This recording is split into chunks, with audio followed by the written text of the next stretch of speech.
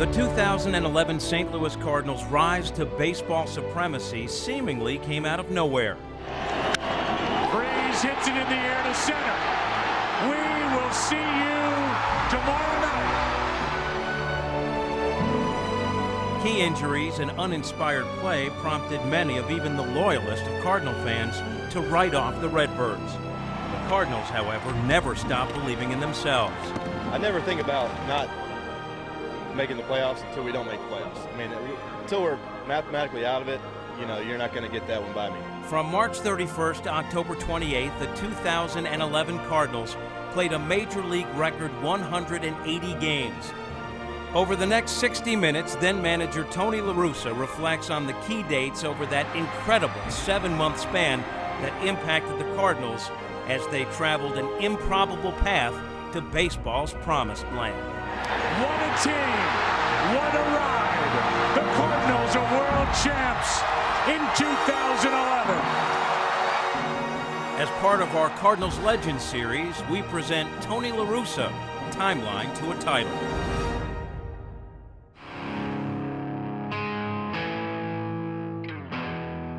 I've come to grips with the fact that I'm going to miss the year, and there's nothing I can do about it. So I'm just going to make the most out of this situation. I'm going to go in there and rehab hard and rehab slow and be ready for next spring training.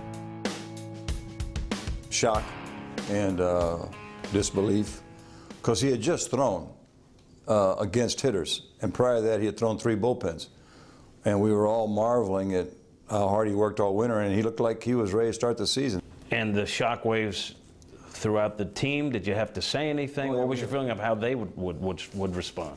Adam sent an email to me with some great language about, you know, he was still going to be a part of it and he'd be ready, and I mean, he's very supportive. It was just classic Adam, just heartbroken, but really wishing us well. I read that to the team, and I said something as corny as, you know, we're going to dedicate what we do here to being an Adam Wainwright-like. You know, we're going to compete, see how good we are.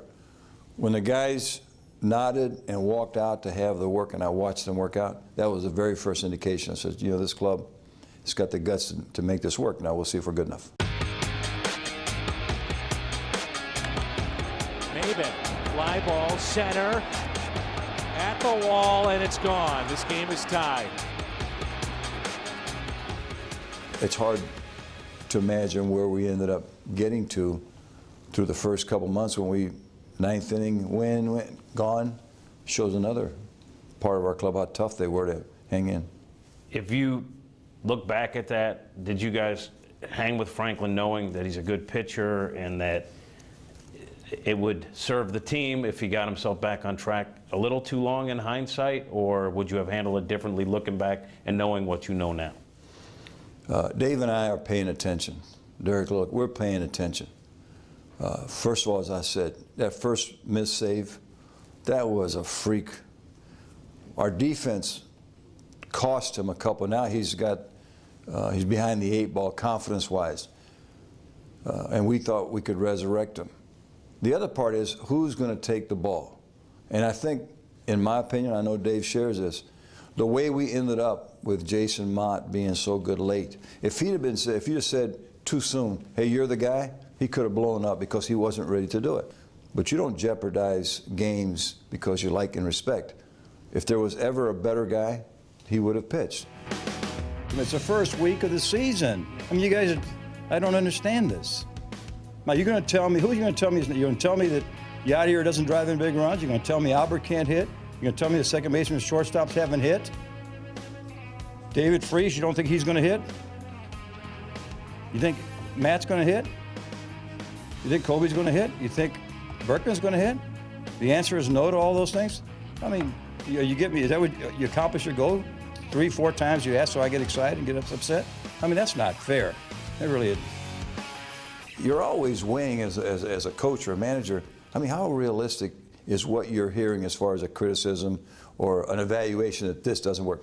Played a week, and we struggled. And that's when I said, you know, enough's enough with being patient.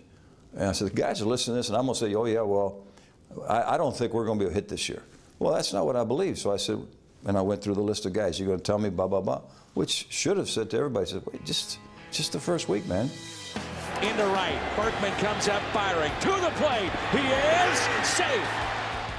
In places we were not good enough if we were seriously to contend. So here again, you just tough it out and try to win games enough to where you get healthy and maybe you get help.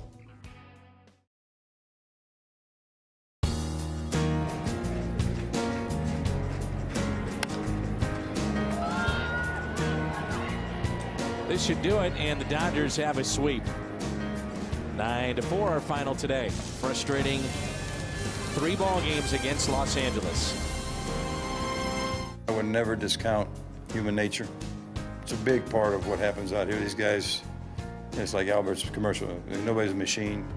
They get up, they get down, they get sideways, they get distracted, and I wouldn't discount it. But the challenge in this league is to tough it out, come hell or high water. And I believe in the toughness of this club, but we've had a losing X number of days now. It's not acceptable for us. It's possible that when we get the reinforcements, our guys breathe a little too much. Hey, now we're better without remembering that you got to play better. That's one. 2, we had been struggling for 4 months, and maybe their wills have been tapped a little bit.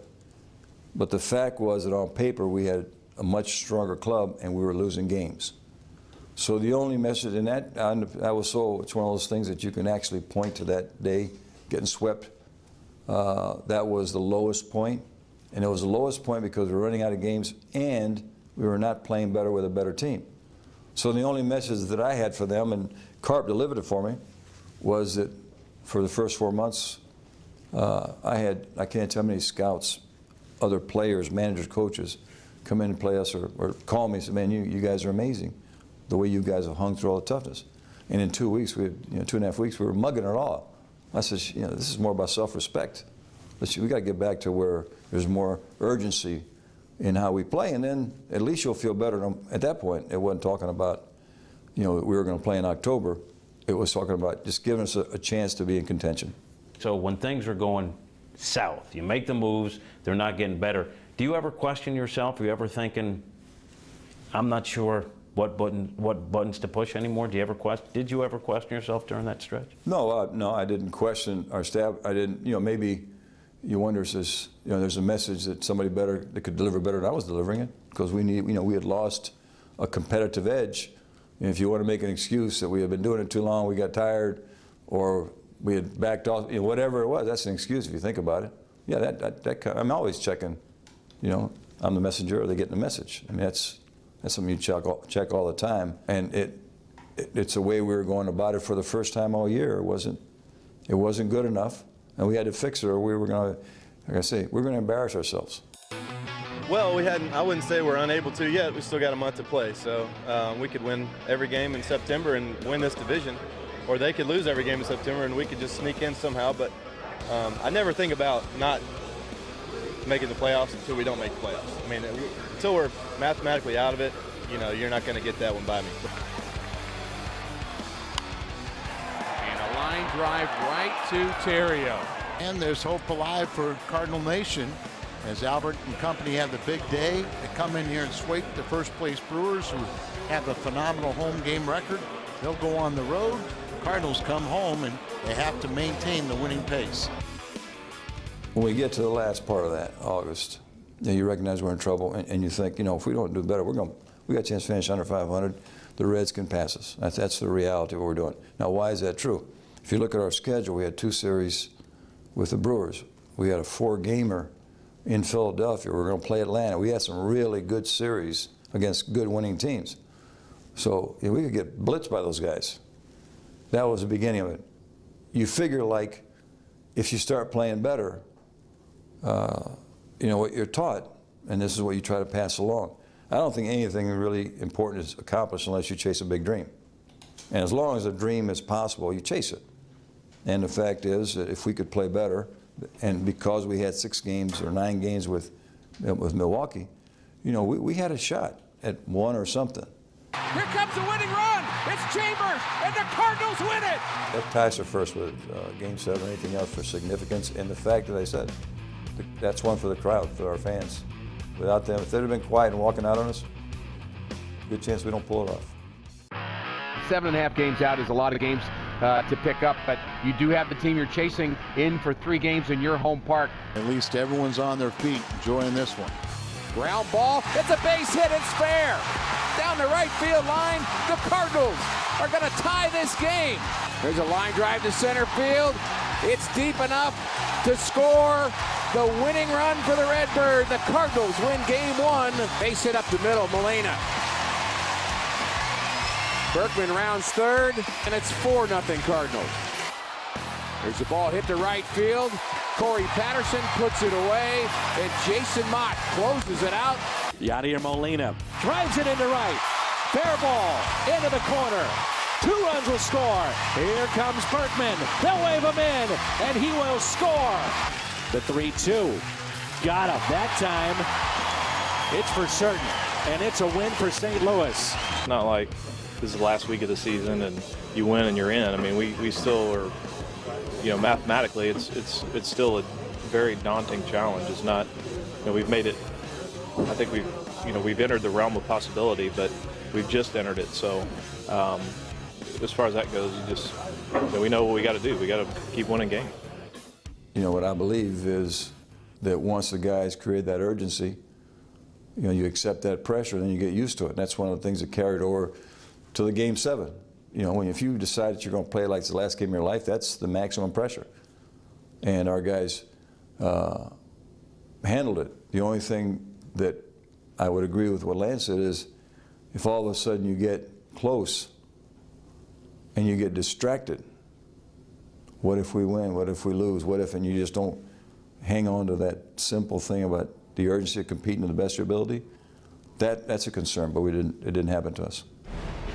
Tying run at third. Marmol, Soterio, the pitch is ball 4, and the Cardinals have tied it here in the 9th inning. This ball gets away. Here comes the winning run. It's Chambers, and the Cardinals win it. A come from behind victory in the bottom of the 9th.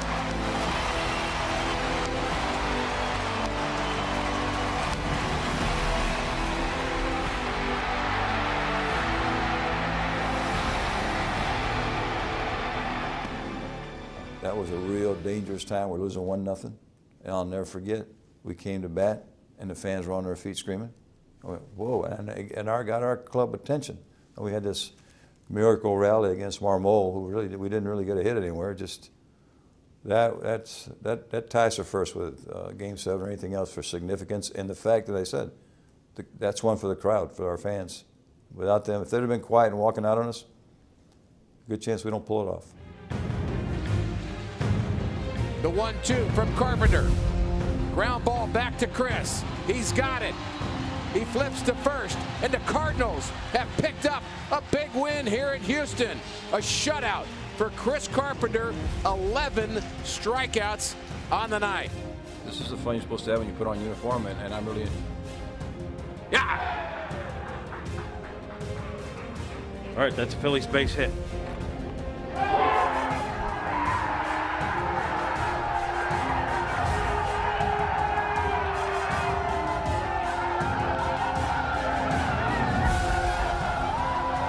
I think we have definitive proof that in our lifetimes there's never been a bigger, more fascinating, more exciting end to a baseball season.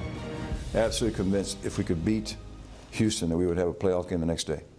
So, you know, Coach and I spent some time thinking about, you know, all right, we're playing Atlanta the next day, how do we get ready, so forth. But first you got to take care of winning our game to assure a tie. And we won our game, and Philadelphia was playing their butts off. And you had this incredible experience where for 45 minutes, you're thinking, holy smokes, if they win, we're in. It was great drama.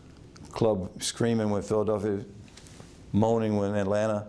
It was a hellacious experience. And then to this day, even winning the World Championship, the explosion when they got that double play is the loudest, most emotional thing our club experienced all year long.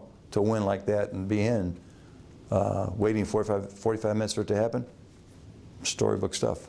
You're a guy who likes to control what you can to try to get the edge, and there you are watching potentially your future two other teams. What was that like? You're sitting there as a spectator. At that point, what we felt was tremendous admiration for the Phillies. They were already in, and the way they were competing, playing their big guys. I mean, that was Major League Baseball. It's integrity best, and I will forever be a Phillies fan because of the way they conducted it. The guys that were there, front office, I mean, owner, Charlie, the coach. It was great.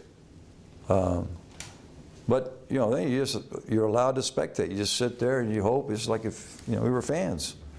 And 45 minutes of agony, and then we went nuts. And the Cardinals rally against Cliff Lee after trailing 4-0. It turns out the most important game of the postseason. If we go down 2-0, we're down what, 4-5-0 in the lead, right? Go down 2-0, we're not going to beat those guys 3 times. I mean, realistically, they got too much pitching and team. The pitch. Swing and a miss. He struck him out, and the Cardinals are National League champions and headed to the World Series. They mob a Mott as the Redbirds win this one in 6 games. And the bullpen once again with an unbelievable job. That last out got made. I didn't know how I was going to react, what I was going to do, but strike 3, and next thing I know, Yadi's got his hands out. I think I put my hands out from there. I don't know what happened. Next thing you know, I'm on the bottom of a pile, and it was beautiful. To get what you got from the bullpen in this series, how important? Well, we liked our relievers, especially when we had Kyle and Dotel go there. Then we get Lynn healthy, and all of a sudden we had so much depth that we could pitch a lot of innings and handle a lot of situations. I mean, it's not a formula that works. Now, even now, when relievers are so much more important, because the way you get to October and the way you play in October is your starting pitchers, your rotation is good enough to give you 6 or 7 innings, and it just shows you can't figure the game. And it was very atypical. It'll be something that'll be unique about the 2011 postseason for not just ourselves but other teams. And since we ended up winning it, the role that our relievers had, the number of innings they pitched, huge story. But the fact that you were able to make those moves is a tribute to where the bullpen had come from, isn't it? Well, stop and think about it.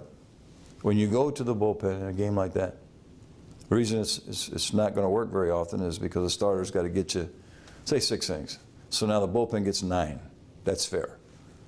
When you have to go to the bullpen that early, in any one of those games, if one of those guys blows it, you're probably going to lose.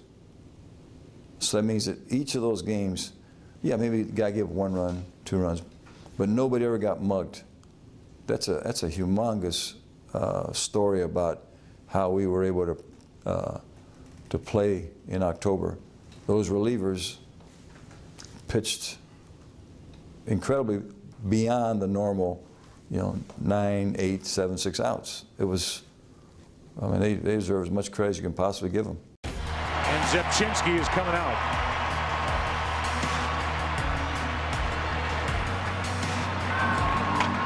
Lance Lynn will enter. Here's Lance Lynn. They're going to walk Kinsler and pitch to Andrews. Here was the strategy. Larussa wanted Lynn to come in for the intentional walk, and now he's going back to his bullpen.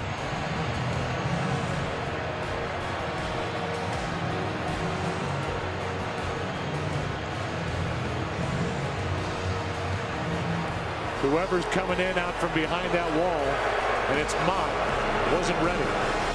October 24th, 8th inning, you had the phone gate incident, and so it's been dubbed. Overblown, in your opinion? No, it's so ridiculous. I don't think anybody's ever seen it like that before. You can have an issue or two, but that was a critical part of the game. And it was a number of mix-ups, which I take full accountability for. No, it was. I don't think you can blow it out of proportion. The only thing the only thing that I look at about it is that if there's somebody been practicing those calls, it'd have been us. Between Dave and myself, and we do enough of them So, you know, maybe somebody should thought, well, yeah, maybe there's something there that's not as dramatic or controversial as what it appears. Personally, what was and I know you look at it from a team perspective, it hurt your team. But personally, what toll did that take on you to have to go out there and explain it and have this happen on your watch? That one just, you know, I thought in the end it was just ironic that would happen to us. It's just like, you know, we've been around forever. We use a bullpen a lot. It's just, if somebody was going to get smacked with that, we're probably the best club to get smacked with because, you know, there's no excuses you can make. But the explanation is as simple as it tried to make it, and to the extent that it's not bought, believe, whatever, it's just have at it. It's a 9-8 game with Pujols coming up. Pujols, who has gone hitless since that 3-homer game in Game 3, 0 for 4 tonight. That's a base hit into left center field. That will put the tying run on. Bats with 2 on and 1 out. Down by 2. Got him looking 2 out. And the Rangers are 1 out away from the championship. And it comes down to the hometown kid, David Freese. And now the Rangers are 1 strike away. David Freese swinging along with it to right. Get up, baby. Get up. Get up. It's at the wall. It is off the wall. 1 run in. Here comes Thurman. Over to third goes Freese. We're tied. 7. How about that? Unbelievable. Go ahead, run at first, 1 out. There's a shot into right. Back at the track. At the wall. Hamilton has gone deep.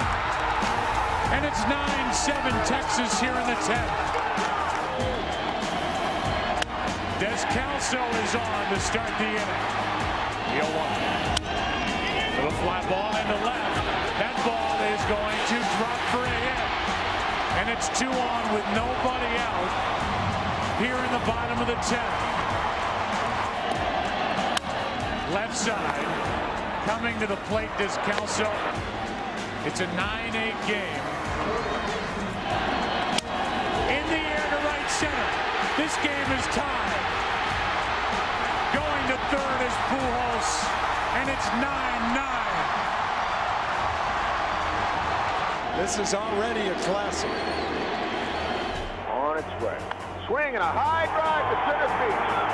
Get up, baby. Get up, baby. Get up. Oh, yeah. David Freese has just been ushered to game number 7. This series is tied. Freese with a walk-off home run here in the bottom of the 11th inning. The Cardinals win it 10-9. Unbelievable. Phenomenal. Just fantastic. I think it's one of the greatest, and for a very important reason. You know, if it was a perfectly played game and they had all those heroics later on, it would be a great game. But the fact that there were so many mess-ups with errors, even a base running thing, I think it really adds to the greatness of it because this game's hard to play and guys make mistakes and you have to overcome them. I said, you know, my old line, men not machines, that's what they are. So we had these really simple-looking errors. 5 errors by both teams, and then you had those heroics at the end where guys are really just stepping up and being measured. But to be in the dugout, to be in our uniform and being that close to being eliminated is terrifying. And then to have it stay alive, win, it's just like it's as low and as scared as you can be about not going to do this to staying alive. I mean, it's 180 degrees. You can't go from lower to higher than that. Isn't that your season in a nutshell? Living on the brink, you know, down to the last strike a couple times. You need some of the young guys to contribute to set the table. Yep. And then you guys come through. It's kind of the way you played it all season. I agree. I think the guts of the club is the story of this year for us.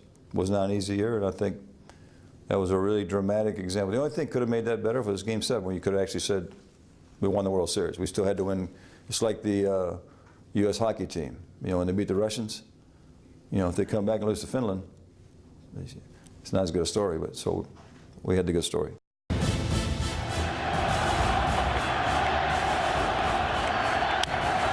the air to left, well hit. Back is Craig. What a team.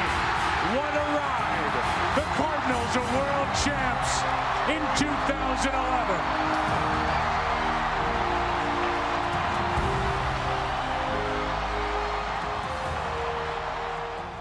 Been fortunate enough over the years to be a part of those, and you know, there's some personal satisfaction for the staff, for the organization. But number one, I think a lot of other coaches, managers feel this way. The enjoyment that the players get, especially the first-timers, is indescribable. Because we had learned, as we were making that push, about, I think we had 11, 12 guys that had never been in a World Series, much less win it. So get in, win, dream come true. That's my personal number one highlight is watching the guys that experience it the first time and actually going to get a ring. Best. If the players don't want to listen to you, but you fool the owner and the general manager, shouldn't be there. If they still want you, all of them, and then you check your gut and you're done, then you're a fraud. Today's another historic day in Cardinal history, as we continue to enjoy the celebration of winning our 11th World Championship. I'm here to announce that Tony has decided to retire. This just feels like it's time to end it, but it's just time to do something else. And I know it, and I don't, you know, you gotta look in the mirror, and I know if I came back, I'd come back for the wrong reasons, and I couldn't do that. October 31st, you announce your retirement. It has apparently been something you had been considering. You talked to Cardinals front office and Bill DeWitt as well. Why? I just had enough. I figured it, you know, this old formula we've talked about, and I know some people say, oh, you're just trying to create some dramatics. No, it's just the honest truth. I said, if I'm a fan, if the owner doesn't want you, but maybe he wants to save money, don't want to fire you, you shouldn't be there. If the players don't want to listen to you, but you fool the owner and the general manager, you shouldn't be there. If they still want you, all of them, and then you check your gut and you're done, then you're a fraud. And I'd always wanted to take time to find out that it was good, and I was ready. But this time I said, you know, it's time for a difference. It's time for me, and I really think it's time for the franchise. 16 years is a long time. They need a new face. There's no doubt in my mind. And I really feel good, not only that we won, but the club's in really good shape going forward. I mean, they're going to have a real good year next year. They're going to hire somebody really right. So all I tried to do at the point when I felt about midseason, I said, you know, I really feel, unless I change, I wanted to be fair to Bill and Mo. So I said, in my mind, a month, so like August 28th, 1 month. I called him in. I said, look, you should have a month to prepare. I don't want to surprise you with this at the end. And then we were starting to play better, and we said, look, we're never going to announce anything because we don't want to distract the guys, and we can't win the whole thing. So had to wait till it was over to say something to the players. How do you feel right now, for the first time in a long time, you are not the manager of the St. Louis Cardinals? How does that make you feel? I noticed, you know, when I announced that retirement, I know some of you guys were cheering, and I thought maybe there's a nice respect. Most of you guys were saying, I read your lips, good riddance, get that out of here. I got it, so it's time to go. I'm ready to do something else. I have an awful lot that I'd like to say. Hope to be around for several years, so I'll try not to say it all right now. I believe in high goals. I believe in big dreams. And my dream, real quick, for the Cardinals is for this franchise to draw 3 million plus fans. Because if you think about why 3 million people would be excited about coming to watch our games, it would have to be because we are a competitive winning ball club. And I want us, as early as possible, to get to September 1st with a chance to win.